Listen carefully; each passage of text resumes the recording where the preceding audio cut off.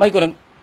আমার আমার কাছে সম্পত্তি আছে ভাই, 7 কোটি টাকার সম্পত্তি আছে আমার সাভারে, যেটা হলো চাইল্ড অ্যান্ড ওল্ড স্কয়ারের নামে। আচ্ছা, আপনার এই আশ্রম বাদে অন্য কোনো কিছু কি রয়েছে? মানে আর Milton home care private limited আছে আমার, যেটা আমি 6 লাখ টাকা মাসে আয় করি। সেই টাকাও আমি আপনাদের এই চাইল্ড অ্যান্ড ওল্ড স্কয়ারে দান করি। আমার কাছে প্রুফ আছে, অডিট রিপোর্ট আছে। আচ্ছা, আপনার যে আশ্রমে যারা আসলে এখানে আশ্রমে রয়েছেন তাদের যে অর্থ সহযোগিতা আপনি পান, সেটি আসলে সেটির স্বচ্ছতা প্রমাণের আপনার কোনো জায়গা আছে? দস্ততা দিচ্ছি। Donation receive Milton home care private limited 66,19,310 টাকা আমি এখানে লেখা আছে। ডোনেশন মিল্টন হোম কেয়ার থেকে ডোনেশন পাইছে, চাইল্ড অ্যান্ড ওল্ড স্কয়ার পাইছে। এটা কিন্তু চাইল্ড অ্যান্ড ওল্ড স্কয়ারের অডিট রিপোর্ট, যেখানে উল্লেখ আছে 66 লাখ রাখছি। একদিন একদিন তোমরা আসবা, তখন আমি প্রুফ দেখাবো। আমার দোষ তো না, তোমরা বাংলাদেশের প্রশাসন কেন দায়িত্ব নেয় নাই? আমি এতবার চিঠি চালাচালির পরেও তারা কেন আমারে একটা চিঠি দিয়ে বলে নাই যে ভাই তুই এই কাগজটা দেখাই দিয়ে কবর দিস? আপনার ফেসবুক ফলোয়ার আসলে কতজন? 1,68,00,000। 1 কোটির উপরে। আপনি যে আসলে কাজগুলো করেন সেটি মানবিক কাজ, কিন্তু আপনার যে প্রচার আসলে যেভাবে চালাচ্ছেন, অনেকের মনে হচ্ছে যে আসলে মানবিক কাজে এতটা প্রচারণা কোনো মানুষ যদি সে সৎ হয়ে থাকে সে চালাবে কি? চালাবো না কেন? কেন চালাবো না? আমার দোষটা কোথায়? আমার কাছে 300 মানুষ আছে, 255 জন শিশু, এই বিদ্যুবিদ্যা 45টা শিশু, 6টা পাগলি, 6টা পাগলির বাচ্চা আছে, আমার 100 স্টাফ আছে। আমি এত বড় কাজ করি কে? আমি 95 সালের সমস্যা কি? আমি যদি না কান্দি আমার ঘরে চাউল থাকবে না। আমি যদি না কান্দি আমার কেউ দিবে? প্রবাদে একটা কথা আছে, না কানলে মায়ও দুধ দেয় না। তারপরে তো আমি কারো মাথায় বাড়ি দিই। আমি বলছি ভাই আমি এই কাজ করি, যদি করে ভালো লাগে আমার 10টা দাও, আমি এটা বাড়ি করুম, একটা ইটের পয়সা দাও। এটা কি অন্যায় করছি? আমি তো চাইছি, কেউ মাথায় বাড়ি দিছি? এই কজনের দায়িত্ব নিছেন যারা আজকে আমার সোশ্যাল মিডিয়ায় গালাগালি করেন, যারা বাজে কথা বলেন? 10 বছর ধরে আপনারা সেই ভালো বললেন আমারে, আপনি দুজনে নিয়ে খাওয়াই দেখেন।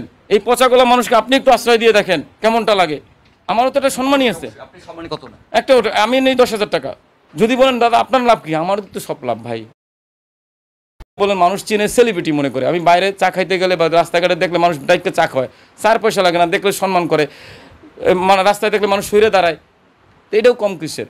প্রতিবেদনে আরেকটি বিষয় উল্লেখ আছে যে আপনার ব্যক্তিগত জীবন সম্পর্কে, যে আপনি আপনার পিতাকে আসলে বেধড়ক পিটিয়েছিলেন। আমি ভাই এটা না, এটা একটা মিথ্যা কথা।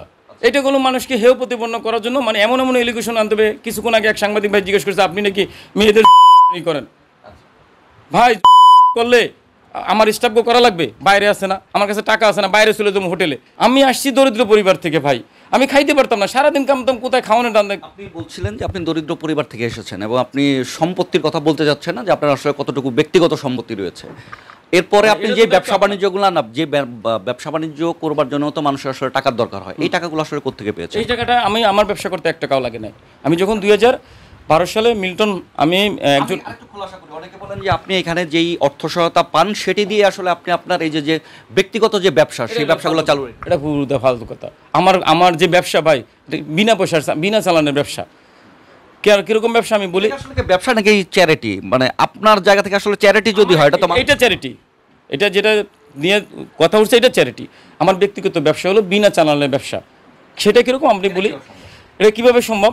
আমি আপনাকে নিয়োগ দিব, আমার এক টেবিল চেয়ার আছে, আপনাকে আমি নিয়োগ দিছি, আপনারা একটা বাসায় কাজে পাঠাবো, যে আপনি ওইখানে যে বয়স্ক বৃদ্ধ মানুষকে সেবা দিবেন। সারাদিন নার্স নেই, আয়া ওয়ার্ড বয় দেয়, যারা আইসিইউ সিসিউর পেশেন্ট, পুরুষের জন্য পুরুষ দেয়, মহিলাদের জন্য মহিলা দেয়। মাস শেষে ওনারা একটা বেতন দেয়। মাস শেষে ওনার কাছ থেকে আমি 40,000 30,000 টাকা নেই, নিয়ে স্টাফের সাথে চুক্তি হলো 25,000 28,000 টাকা। মাঝখান দিয়ে আমি একটা প্রফিট করি, সিকিউরিটি কোম্পানির মতো। এইখানে কোনো আমাদের পুঁজি লাগে না, এবং এই ব্যবসা করেও আমি মাসে 6 লাখ টাকা আয় করি। মাসে 6 লাখ টাকা আয় করি। জাস্ট আমি একটা মিডিয়া, আমি একটা স্টাফকে নিয়োগ দিয়ে আমার প্রতিষ্ঠানে রেখে দিছি। ওই স্টাফকে যখন দরকার হবে, আপনি সারাদিন সাংবাদিকতা করেন, আপনার বাবা মা বৃদ্ধ আছে বাসায়, পরিচর্যা করার জন্য লোক নাই, আপনি আমার সাথে চুক্তি করবেন, দাদা আমার মাকে দেখার জন্য 2টা লোক দিবেন, আপনি কত নেবেন? আমি বলবো 48,000 টাকা নিব। দেন ওই ছেলেটা আপনার সাথে একটা এগ্রিমেন্ট হবে, ওই ছেলেটা মেয়েটা আপনার বাসায় যাবে, প্রতিদিন যাই 12 ঘন্টা আপনার বাবা মার সাথে থেকে আসবে। মাস শেষে আপনি আমাকে বিলটা দেবেন, দেওয়ার পরে ছেলেদের বেতন দেবো। মাস শেষে আমি 18, 10,000, 12,000 টাকা প্রফিট করবো। তো একটা পেশেন্ট থেকে 10-12 হাজার টাকা যদি 8,000 প্রফিট হয়, 6,000, এটা কম বেশি হয় আর কি হয়। ওইটাই আমার লাভ। আচ্ছা, আর কি ব্যবসা রয়েছে আপনার? আমার মেডিকেল, অনেক সময় মেডিকেল সাপ্লাই দেই, মানুষের বাসায় হসপিটাল বেড কিনে দেয়। গাড়ি আছে আমার, অনেক গাড়ি, 5টা গাড়ি ভাই। আচ্ছা, আপনার ব্যক্তিগত গাড়ি রয়েছে? না, ব্যক্তিগত কোনো গাড়ি নেই? ভাই আশ্রমের গাড়ি আছে, পিক আপ আছে, আশ্রমের নামে কয়টি গাড়ি আছে? সবগুলোই আশ্রমের নামে, 5টা গাড়ি।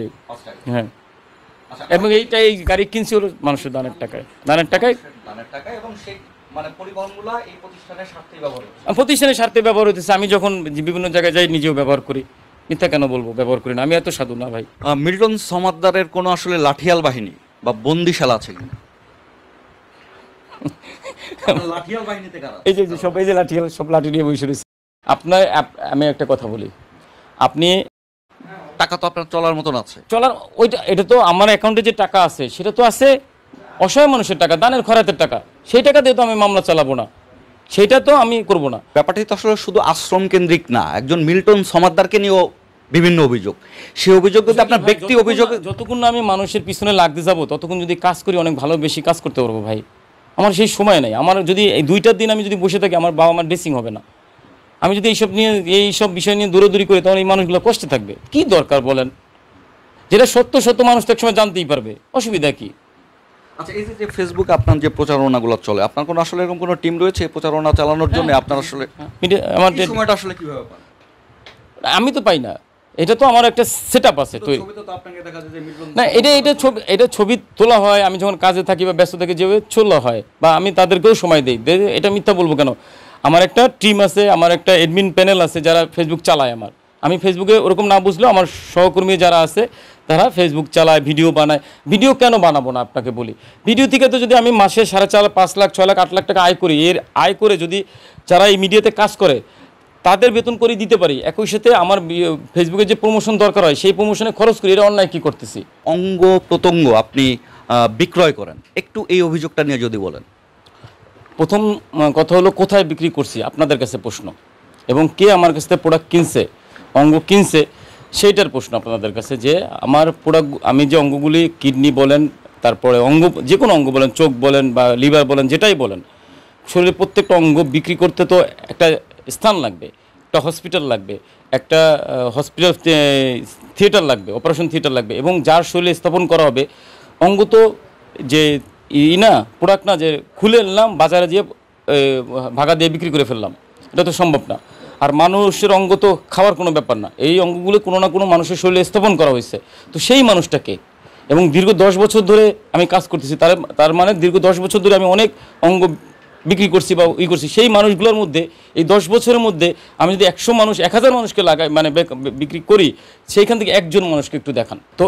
যারা আমি তো অঙ্গটা নিয়ে কারো না কারো শরীরে লাগাইছি, বা বিদেশে পাচার করছি, বা বিদেশে কারো কাছে বেচছি, সেই ডকুমেন্টগুলো তো আপনাদের কাছে থাকার কথা। যেহেতু আপনারা এই যে গণমাধ্যম প্রকাশ হয়েছে কালবেলা এটাকে 4 মাস বলছে, যে উল্লেখ করছে 4 মাস ধরে তারা অনুসন্ধান চালাইছে। তো 4 মাস বসে কি তারা অনুসন্ধান করে, তাদের টিম অনুসন্ধান করে বের করতে পারলো না যে কোন জায়গায়, কিভাবে, কবে, কয় তারিখে বিক্রি করা হয়েছে?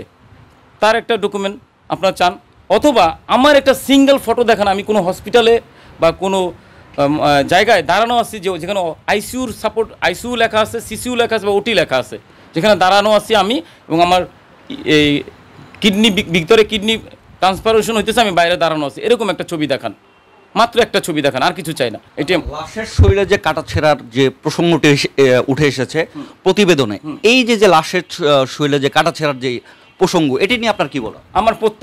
আমার কাছে যত বাবা মা আছে প্রত্যেকটা শরীরেই কাটা ছেঁড়া এবং আছে। আপনাদের দেখাইলে এটা ভাইলেন্স ধরবে আপনাদের, তারপর আপনাদের দেখাই, আপনারা ব্লার করে দেন, জয় করেন। এই যে উনি রাস্তায় পড়েছিল, লুঙ্গিটা শক্ত করে বাঁধা ছিল, ঘষায় এখানে ঘা হয়ে গেছে, দাগ হয়ে গেছে। এটা দাগ, এটা অপারেশনের দাগ না, এটা দাগ।